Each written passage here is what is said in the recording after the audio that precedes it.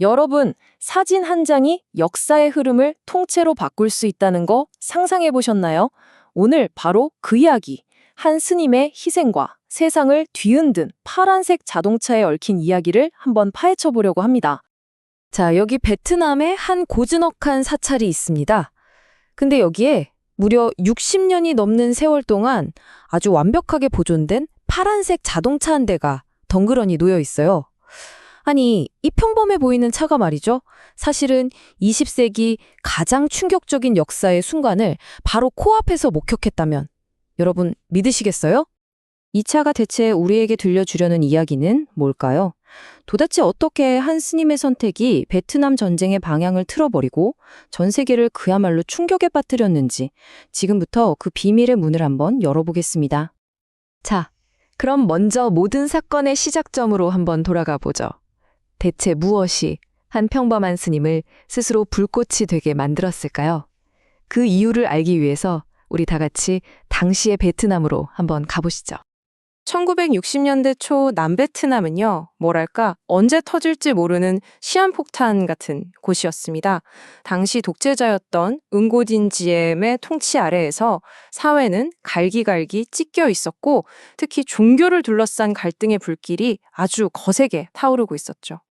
지엠 정권의 탄압은 정말 치밀하고 조직적이었습니다. 한번 보세요. 다수 종교인 불교의 상징인 깃발, 이거 못쓰게 막아버렸고요. 공직이나 군대에서는 소수 종교인 카톨릭 신자들만 쏙쏙 뽑아서 우대했습니다. 심지어 평화롭게 목소리를 내려고 했던 불교도들은 폭력으로 짓밟혔고 수많은 스님들이 감옥에 갇히는 신세가 됐죠.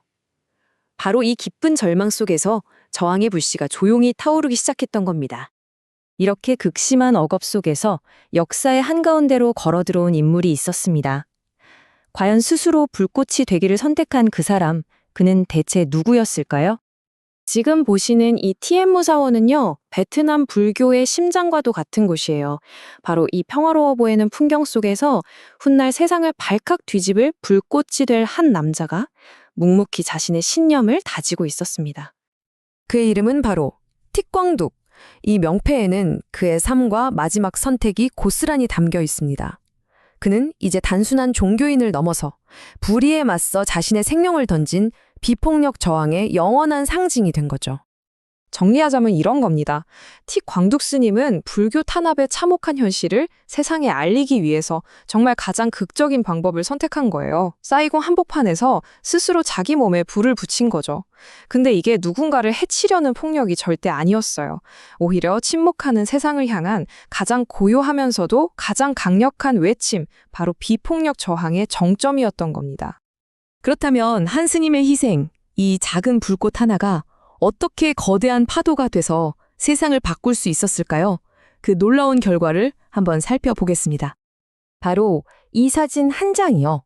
순식간에 전 세계 신문 1면을 도배해버립니다. 당시 미국 대통령이었던 존 F. 케네디는 이런 말까지 했죠. 역사상 그 어떤 뉴스 사진도 이 사진만큼 전 세계적으로 많은 감정을 불러일으키지는 못했다. 그야말로 총성 없는 전쟁. 사진 한 장이 세상을 뒤흔든 바로 그 순간이었습니다. 이 타임라인을 한번 보세요. 그 파급 효과가 얼마나 즉각적이었는지 한눈에 들어오죠. 1963년 6월 사진이 공개되자마자 전 세계적인 비난 여론이 들끓었습니다. 당연히 미국도 엄청난 부담을 느꼈겠죠. 결국 GM 정권에 대한 지지를 철회해버리고요. 불과 5개월 뒤 11월 독재 정권은 쿠데타로 막을 내리게 됩니다. 와, 정말 한 스님의 희생이 역사의 물줄기를 완전히 바꿔놓은 겁니다. 결국 이 모든 이야기는 우리에게 한 가지 사실을 아주 분명하게 보여줍니다. 자신의 신념을 지키기 위한 한 사람의 희생이 한 나라의 역사를 통째로 바꾸는 촉매제가 될 수 있다는 것을요. 틱광둑 스님의 불꽃은 결코 꺼지지 않고 변화를 향한 영원한 외침으로 남게 된 겁니다. 오늘 이야기를 마무리하면서 여러분께 이 질문을 남기고 싶습니다. 한 사람의 비폭력적인 저항이 이렇게나 거대한 힘을 가질 수 있다면 여전히 불의가 존재하는 오늘날 우리는 각자의 자리에서 어떤 목소리를 낼 수 있을까요? 여러분의 마음속에도 작은 불씨 하나가 남았기를 바랍니다. 가끔은요, 사진 한 장이나 물건 하나가 진짜 두꺼운 책 한 권보다 훨씬 더 많은 걸 이야기해 줄 때가 있잖아요. 오늘 우리가 들여다볼 이야기가 바로 그래요. 이 파란 자동차와 한 스님에 대한 이야기입니다. 딱 봐서는 그냥 오래된 자동차 같죠? 이 오스틴 웨스트민스터라는 차는요, 그냥 사람을 실어 나르던 평범한 차가 아니었어요.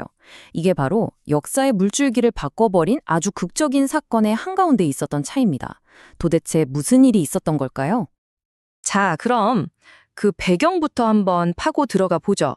대체 왜 한 스님이 그렇게까지 극단적인 선택을 해야만 했는지 그 이유를 알려면 우리 다 같이 1960년대 베트남으로 시간여행을 좀 떠나봐야 합니다. 1963년의 남베트남은 정말이지 하루하루가 살얼음판 같았어요. 나라 밖의 적과도 싸워야 했지만 사실 더 심각한 건 나라 안에서 벌어지는 갈등이었죠. 그야말로 깊은 내상을 앓고 있었습니다.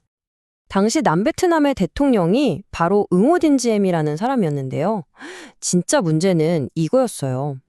국민의 거의 70에서 90%가 불교 신자인데 정권을 꽉 쥐고 있던 핵심 세력은 아주 소수의 카톨릭 신자들이었다는 거. 그러다 보니 정부가 노골적으로 카톨릭만 편애했고 불교도들은 뭐 말 다 했죠. 온갖 차별과 억압에 시달려야 했습니다. 심지어 그냥 평화롭게 시위하는 것마저 총칼로 짓밟아 버리니까 이 갈등의 골이 정말 돌이킬 수 없을 정도로 깊어지고 있었던 거죠. 바로 이런 암울한 시대에 바로 저 파란 자동차를 타고 한 사람이 역사의 무대 위로 걸어 나옵니다. 그리고 그는 온 세상이 영원히 잊지 못할 그런 저항의 방식을 택하게 되죠. 그의 이름은 틱광득. 평범한 스님이었던 그는요, 이 부조리한 세상에 경종을 울리기 위해서 정말 그 누구도 상상조차 하지 못했던 방법을 선택합니다. 틱광득 스님은 이 끔찍한 탄압에 맞서기 위해 자기 몸을 바쳐서 불을 밝히는, 그러니까 소신공양을 결심합니다. 이건 다른 사람을 해치는 게 아니라 오직 자신의 희생을 통해서 메시지를 전하는 거잖아요. 가장 극단적이면서도 가장 평화적인 비폭력 저항이었던 셈이죠. 1963년 6월 11일, 그날의 상황은 이랬습니다. 스님은 바로 이 파란 차를 타고 사이공에서 가장 번화한 교차로 한복판에 도착해요. 수많은 사람들 속에서 아주 조용히 가부좌를 틀고 앉습니다. 동료 스님이 자신의 몸에 휘발유를 붓는 그 끔찍한 순간에도 그는 조금도 흔들리지 않고 연부를 외웠고 마침내 스스로 성냥에 불을 붙였습니다. 아니 도대체 왜 이런 행동을 했을까요? 그의 유서에는 분명하게 적혀 있었습니다. 폭력이나 증오 때문이 아니라고, 그저 억압받는 사람들의 고통을 세상에 알려서 잠들어 있는 사람들의 양심을 깨우고 싶었을 뿐이라고요. 그리고 정말 믿기 힘든 일이 벌어집니다. 그의 몸을 화장했는데 다른 모든 건 재가 되었지만 딱 하나, 그의 심장만큼은 불에 타지 않고 원래 모습 그대로 남았던 거예요. 이 타지 않는 심장은 곧 그의 숭고한 정신, 그리고 꺾이지 않는 의지를 상징하는 성물이 되었습니다. 그렇다면 이 한 번의 극적인 행동이 과연 역사를 어떻게 바꿨을까요? 그 파급 효과는 정말 상상을 초월했습니다. 이 사건을 찍은 사진 한 장이요, 전 세계 신문 1면을 도배해버립니다. 국제사회는 그야말로 경악했고, 특히 남베트남을 지원해주던 미국이 엄청난 충격을 받았죠.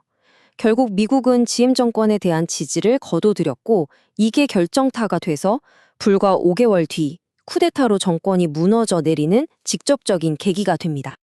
스님이 마지막으로 탔던 바로 저 파란 자동차 기억하시죠?